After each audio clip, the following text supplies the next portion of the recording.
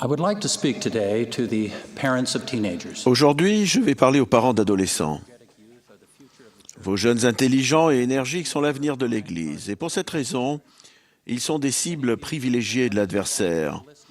Beaucoup d'entre vous, mères et pères fidèles, écoutez la conférence aujourd'hui en priant pour avoir des réponses qui vous aideront à guider vos enfants pendant ces années importantes.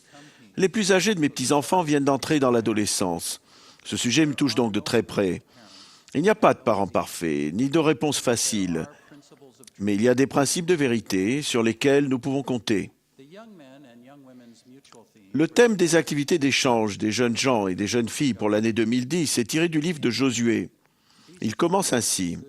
« Fortifie-toi et prends courage, ne t'effraie point. » Cette expression tirée des Écritures serait un bon thème pour les parents aussi.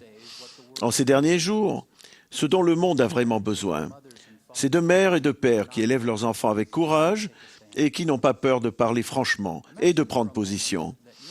Imaginez un instant que votre fille soit assise sur des voies de chemin de fer et que vous entendiez le train siffler. Est-ce que vous l'avertiriez pour qu'elle parte des voies ou est-ce que vous hésiteriez, de peur qu'elle vous trouve trop protecteur? Si elle n'écoutait pas votre avertissement, la mettriez-vous rapidement en lieu sûr? Bien sûr que oui. Votre amour pour votre fille l'emporterait sur toute autre considération. Sa vie aurait plus de valeur pour vous que sa bonne volonté temporaire à votre égard. Les difficultés et les tentations font sur nos adolescents avec la vitesse et la force d'un train de marchandises. Comme nous le rappelle la déclaration sur la famille, les parents ont la responsabilité de protéger leurs enfants. Cela veut dire spirituellement aussi bien que physiquement.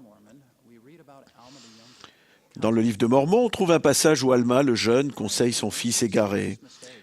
Corianton avait commis des fautes graves lorsqu'il était en mission parmi les Oramites. Alma l'aimait assez pour lui parler du problème avec beaucoup de franchise.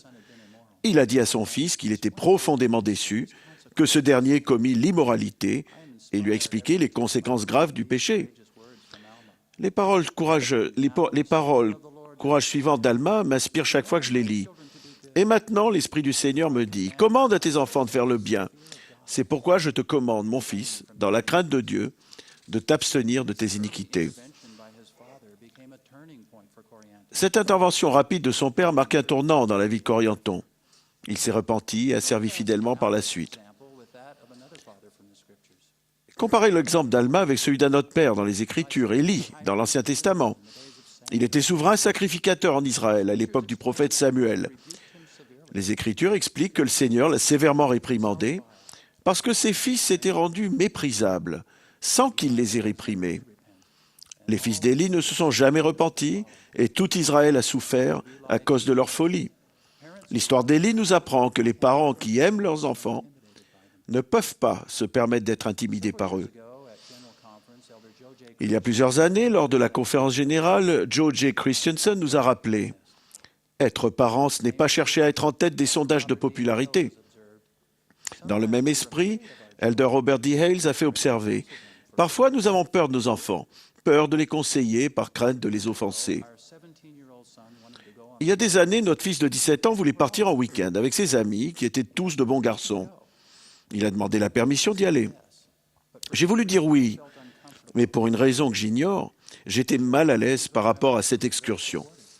J'en ai parlé à ma femme, qui s'est montrée d'un grand soutien. Elle m'a dit « Tu dois écouter cette voix d'avertissement. » Notre fils a bien sûr été déçu et il a demandé pourquoi nous ne voulions pas qu'il y aille. J'ai répondu honnêtement que je ne savais pas.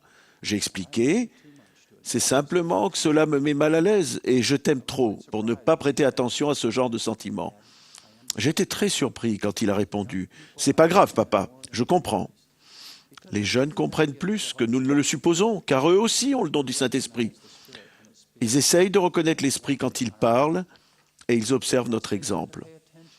Ils apprennent, grâce à nous, à prêter attention à l'inspiration qu'ils reçoivent pour savoir que si quelque chose les met mal à l'aise, il vaut mieux ne pas le faire. Il est très important que le mari et la femme soient unis lorsqu'ils prennent des décisions au sujet de leurs enfants. Si quelque chose met l'un des parents mal à l'aise, la permission ne doit pas être accordée. Si l'un d'eux est mal à l'aise concernant un film, une émission de télévision, un jeu vidéo, une fête, une tenue, un maillot de bain ou une activité sur Internet. Que l'autre conjoint ait le courage de le soutenir et de dire non. Je vais vous lire la lettre d'une mère qui a le cœur brisé. Son fils adolescent a peu à peu perdu l'esprit et s'est éloigné de l'Église. Elle explique comment cela s'est produit. Pendant toute l'adolescence de mon fils, je me suis inquiété. J'ai essayé de lui faire arrêter les jeux vidéo violents. J'en ai parlé à mon mari et je lui ai montré des articles dans l'Ensign et dans le journal qui mettaient en garde contre ces jeux. Mais mon mari trouvait que ce n'était pas grave. Il m'a dit que notre fils ne se droguait pas et que je devrais arrêter de m'inquiéter. Parfois, je cachais les manettes, mais mon mari les lui redonnait. Il est devenu plus facile pour moi de céder au lieu de me battre. J'ai vraiment le sentiment que les jeux vidéo rendent aussi dépendants que la drogue. Je ferai n'importe quoi pour que d'autres parents n'aient pas à vivre la même chose que moi. Frères et sœurs, si quelque chose met votre conjoint mal à l'aise, faites preuve de respect pour ce sentiment. Si vous choisissez la facilité, en ne disant et en ne faisant rien, vous êtes peut-être en train d'activer un comportement destructeur. Les parents peuvent éviter beaucoup de chagrin s'ils enseignent à leurs enfants à remettre à plus tard les relations amoureuses, jusqu'au moment où ils seront prêts pour le mariage.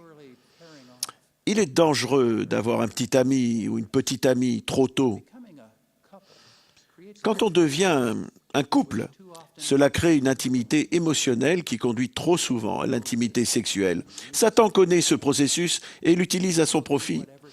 Et il fait tout ce qu'il peut pour empêcher les jeunes gens de faire une mission et pour empêcher les mariages au temple. Il est vital que les parents aient le courage de parler franchement et d'intervenir avant que Satan y parvienne. Le président Packer enseignait, quand la morale est en jeu, nous avons à la fois le droit et l'obligation d'élever une voix d'avertissement.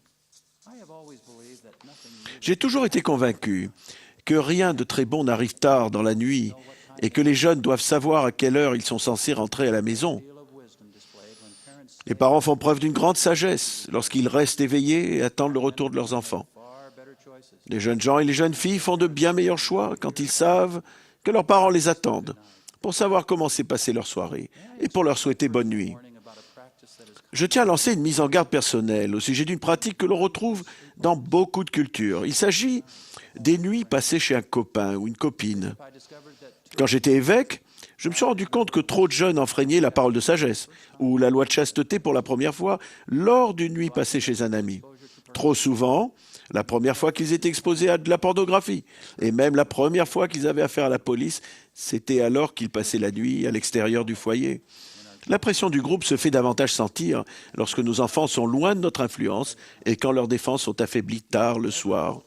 S'il vous est déjà arrivé d'être mal à l'aise concernant une activité de nuit, n'ayez pas peur de suivre cette voie d'avertissement intérieur.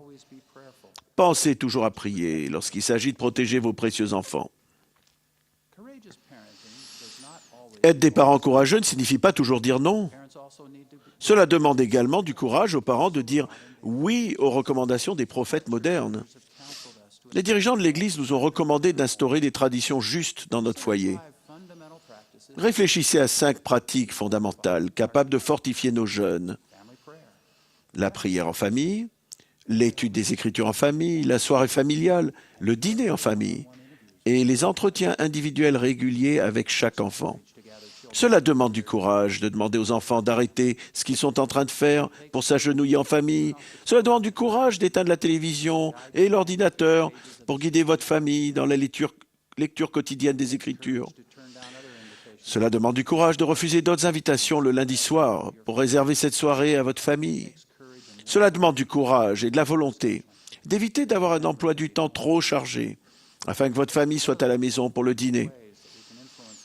L'une des manières les plus efficaces d'influencer nos fils ou nos filles est de nous entretenir avec eux en privé. En écoutant attentivement, nous pouvons découvrir les désirs de leur cœur, les aider à se fixer des buts justes et aussi leur parler des impressions spirituelles que nous avons à leur sujet. Cela demande du courage de les écouter et de les conseiller. Essayez d'imaginer ce que la génération montante pourrait devenir si ces 4 traditions justes étaient suivies avec constance dans chaque foyer. Nos jeunes seraient comme l'armée d'éléments, invincibles. Être parent d'adolescents dans les derniers jours est vraiment un rôle intimidant. Satan et ses partisans s'efforcent d'abattre cette génération de jeunes. Le Seigneur compte sur des parents vaillants pour les élever. Parents, fortifiez-vous et prenez courage. Ne vous effrayez point. Je sais que Dieu entend vos prières et y répondra. Je témoigne que le Seigneur soutient et bénit les parents courageux. Au nom de Jésus-Christ. Amen.